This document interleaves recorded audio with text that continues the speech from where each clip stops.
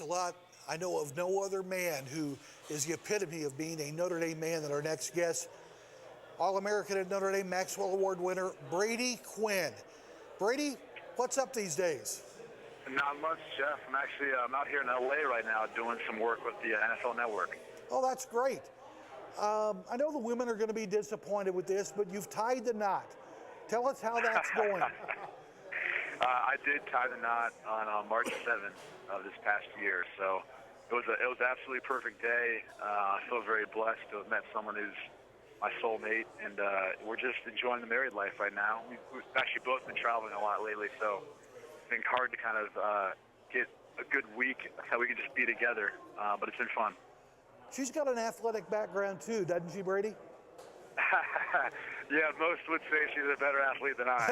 So she was the silver medalist in 2008 Olympics, and she's actually the most decorated female Olympic gymnast and world championship gymnast there is. That's great. You were a quarterback at Notre Dame in a transition time, Brady. You had some very good wide receivers, Smarja, Carlson, Fasano. Do you ever see those guys in your travels in the NFL, and it's sort of a Notre Dame mini reunion? Yeah, I mean, obviously not, Samardzija. Try to keep in touch and follow his career as much as you can when he's playing baseball. But I think, John and Anthony, I'm very close with. We both actually live down in Florida in the off season, so I'm able to see him a good amount. But we always try to get together whenever we can, and we reminisce, but we also kind of try to add on to the good times as well. That's great. Brady, when you were here at Notre Dame, you really bought into the concept of being a student athlete, a young man involved with a lot of things. Was that your conscious thoughts going into your college career, that you were going to plunge headfirst into being more than just a football player? I think the college experience for most young adults is really an opportunity for them to find out who they are as a person. And I know that Notre Dame felt like the best place for me. It was an opportunity for me to experience all I could and develop as a man and develop spiritually, and to obviously continue to develop as a football player as well. I've got my opinion on this next question. I want to hear yours. What was your favorite moment inside Notre Dame Stadium? Oh, man, I don't know. It's tough to say. I mean, there's so many good moments. I think saying goodbye to the fans my senior year after the Army game was one of them. I think, being in the tunnel for the very first time my freshman year when we played against Washington State running out was one of them.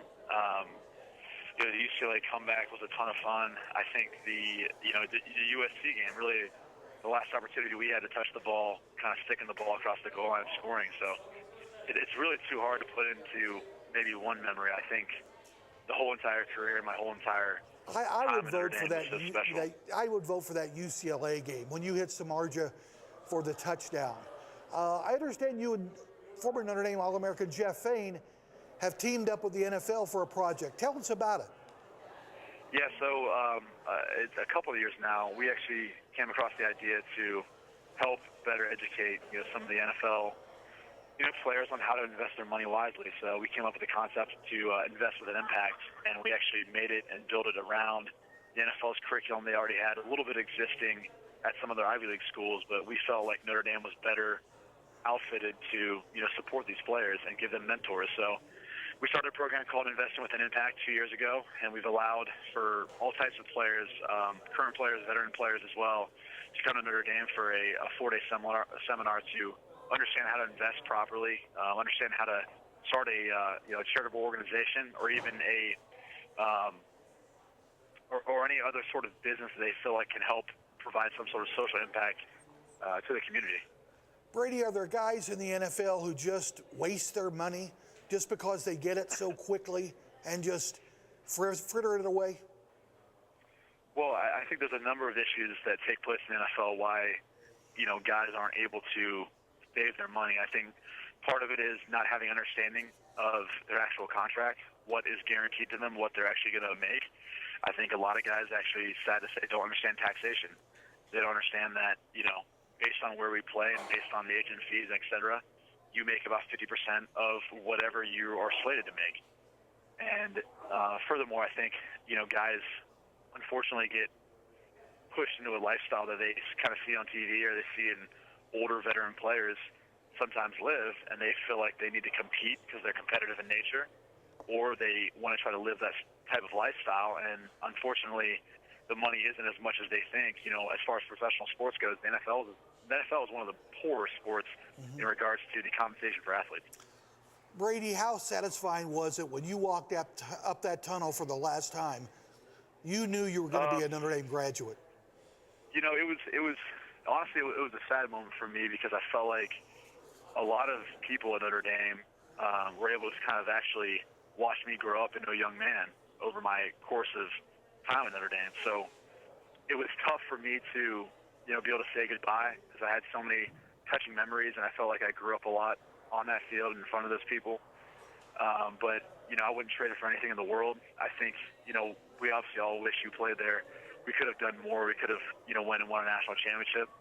That wasn't necessarily what took place, but I think we did leave it better off than, you know, how we found it. No question about that. Brady, thanks for joining us. Good luck this fall, either in the NFL or when you come back to see your alma mater play. Sounds good. Thanks so much, Jeff. Okay, now let's join Amanda.